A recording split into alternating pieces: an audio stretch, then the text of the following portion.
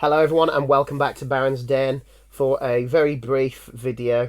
By the time this goes up, they may have actually announced the next team. I'm very late in the day in making this. But what with the very exciting tabletop news on Monday and me going back to work, I'd completely forgotten to record this. And it's been fun trying to speculate which team's going to be out each season.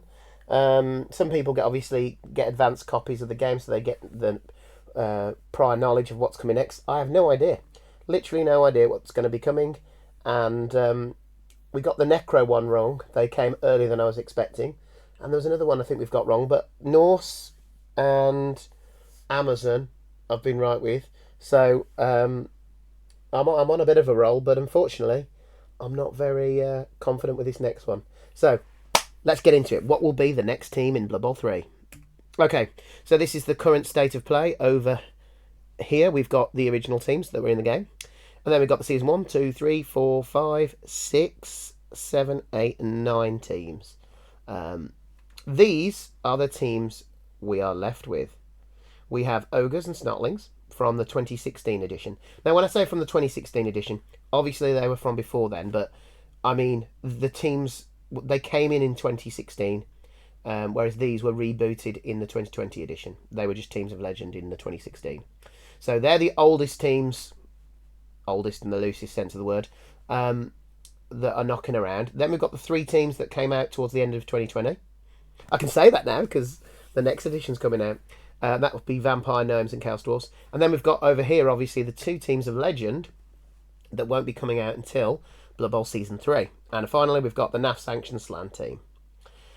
The only other team we've got to add to this now is Bretonnian, because obviously when we found out that the new box set was going to be Tomb Kings and Bretonnians, we are getting a Bretonnian team again, different from the one that we used to have. But I'm fairly confident that if Blood Bowl 3 have said they're not bringing the new rules until 2026, I think that probably means we won't see Tomb Kings or Bretonnians until the earliest 2026. So I don't think they throw them out early. I mean, if they were building towards this together with Games Workshop, it might be quite a nice way of drumming up some interest in the tabletop by releasing one of the teams just before the tabletop releases. But I don't think they've done that. If they're not ready to implement the new rules until 2026, then I don't see one of the teams coming before then. So we can rule out those 2, I think. We can always rule out Slan because I just don't see them coming back until Games Workshop decide to bring them back, if they ever do, which all indications are from anyone to do with Games Workshop is that they're not interested in doing that. But you never know. Which leaves us then with 5 potential teams for Blood Bowl Season 10. Let's go into which ones I think it could be then. So, I'm going to go with the rule of cool with this one, because Vampires, if you go with the team that really should be next in terms of chronological order, you'd be saying Ogres and Snotlings. They've been waiting the longest to be implemented. Vampires only came out of Team of Legend status a few years ago, whereas Ogres and Snotlings came out. Snotlings were 2020, at the very end of the 2016 edition, and Ogres I think were 2019 or even 2018. So they're the ones chronologically that you'd think would be next. Then, in terms of how easy or difficult they would be for Sinai to implement, most of the Ogre team players are already in the game. And the same goes for the Snotlings. Well, not most of them, but quite a few of them. So there's not a great deal to do with those 2 teams, I don't think. However, I know for a fact that they like to drop teams that are either very popular or very competitive, which then means they're popular, because they want to drive up sales as much as they can.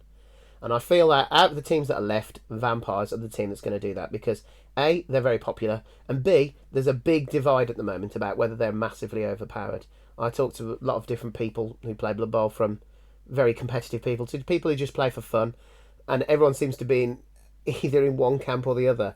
I myself have run them in a Fumble League, and I know for a fact that they're not overpowered.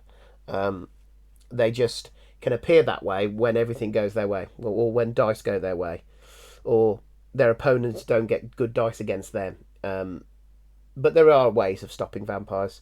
And there's ways for good vampire players just to be completely annihilated by their own bad rolling. So I don't think they are overpowered. But they are different. They are interesting. They've got new, different rules. and they can do some things that other teams just can't. Having strength 4 Edge 2+ players is a rarity. Having the ability to hypno gaze and turn off cages and guards and dodge skills and block skills even, it's just a very exciting different team, and I would think they'd want to implement this team as soon as they can. It is going to take a lot more work than the others because you've got the Bloodlust rule, which isn't currently in the game. Hypnogaze is. Is there anything else that's not in there yet? No, it is mainly Bloodlust, isn't it? But obviously, it's complete new 3D models as well. So they do take a bit more work, but I've just got a feeling that this one will be the one they'll want to do. Because competitive players like running vampires, some competitive players anyway, because they can do crazy things. But a lot of people like them for fun as well, because vampires are just cool. Who doesn't like vampires? Apart from people who've been on the wrong side of a beating from them. I ran them in my last fumble league I did, and I found them quite challenging against certain teams. I didn't play them particularly well. I've still got to look at how you play with the vampires. I think I was too carefree with the thralls who were just getting eliminated. But it comes down to the dice at the end of the day. A lot of the time, the Bloodlust was completely undermining me. I was having to eat rerolls or eat thralls, or have players just not doing something because I couldn't roll dice other than ones. And at the end of the day, I mean, elf players will know that on those days where you just can't avoid the ones, you are going to struggle if people can maximise. So the people I played were good, but at the same time, and they made the most of it. But yeah, they can be really difficult. On the other hand, they will smash players. If you can avoid rolling ones and your opponent can't break armors, they are very difficult to stop. They can take the ball and score on defense and on offense. Once you've got a block, dodge, strength 4, edge 2+ player, people are going to find it very difficult against you. So yeah, I think vampires would be where the smart money would be. However, they are not the only consideration I think this time. This is why I said I think it's hard. The other consideration, I've kind of already mentioned the reasons why, are ogres and snotlings. Now, what's going for them is, like I said before, chronologically, these should be the next two teams. They've been waiting the longest to be implemented. And in terms of... what was the other thing I mentioned? So I said about that, and in terms of how easy they are to implement, we've already got snotlings in the game. Noblars are basically the same as snotlings. They are the same, they've just got a different name. Ogre's already in the game. Okay, so Runt Punter is just another ogre with a couple of different skills. Trolls are already in the game. Stilty Runners aren't, but we've already got the... Stilty Runners would be a bit different, but we've got the Fun Hoppers, which are essentially pogoers. We've got the Bombardiers, which are essentially bombers. So, really, I just don't think they'd be hard to implement them both. Of course, the question would be, would they do them as a 2-for-1 like they did with Goblins and Halflings?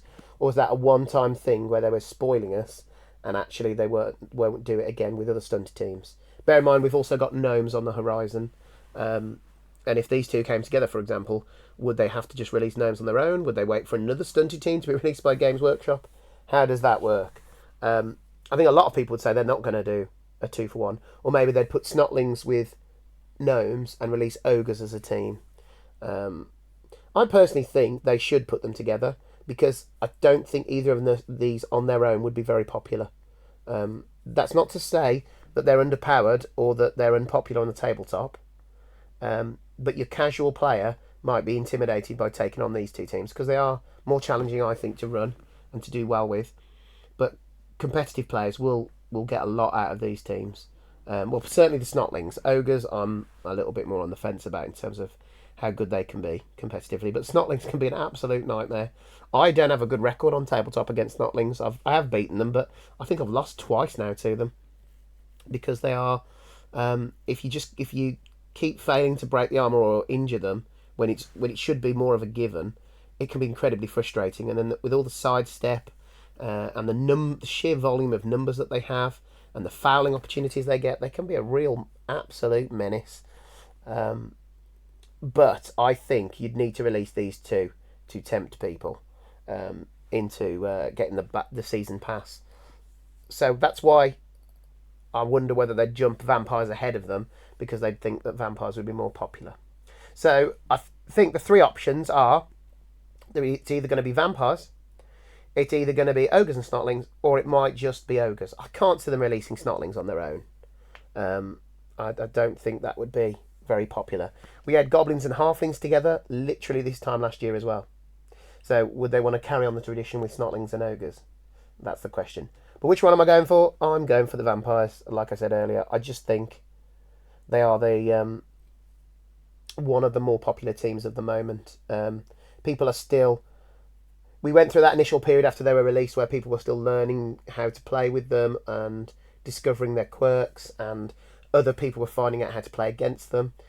And now I think they're in a place where they've got this reputation for being overpowered, which will really appeal to some people. But again, I don't think they are. I really don't think they're overpowered. I think they're a good team now. I think are they still tier 2? Yeah, there might be an argument that they're tier 1, but I don't think they're overpowered. But here we are. So the other three teams, I think Gnomes, I think it's still too early. They only came out, they came out 2023, was it? No, 24, it was last year, wasn't it? 2024. Same with Chaos Dwarves.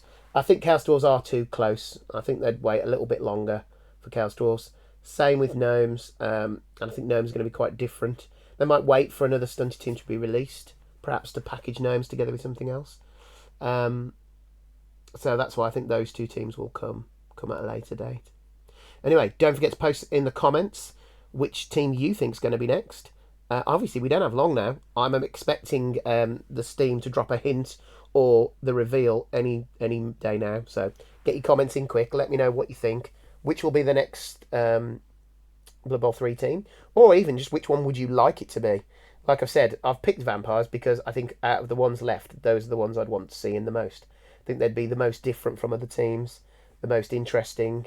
It's just a case of whether you can imagine playing against a lot of people playing as them. That might be the reason why you don't want them to come in, because you don't fancy playing against them. But we'll have to wait and see. So, yeah, don't forget to like and subscribe, and I'll see you guys on the next video. Thank you very much. Bye for now.